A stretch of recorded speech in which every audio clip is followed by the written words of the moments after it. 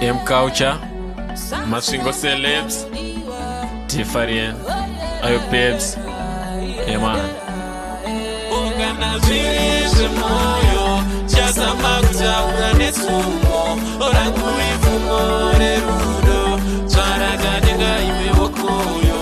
Organize moyo, chaza makuta urane sumo, ora kuifumo rerudo, twaraga denga ime wokoyo. Ndiwe yangu guidance ya uswe emergency, ndiwe yangu defense ya coincidence, kangomirira kuva daiswa itataipusha masuva kuti ndikusiye wega ndoziva kune madhimona notamba kanjiva vadzimu woye vadzimu emambo ndidaira ini ndozvarira ndiye wenyuka mamoyo muchawakura muka mchira kadunhu rakura mamoyo wangu muhana mangu ndiwe wangu mamoyo wangu zvemoyo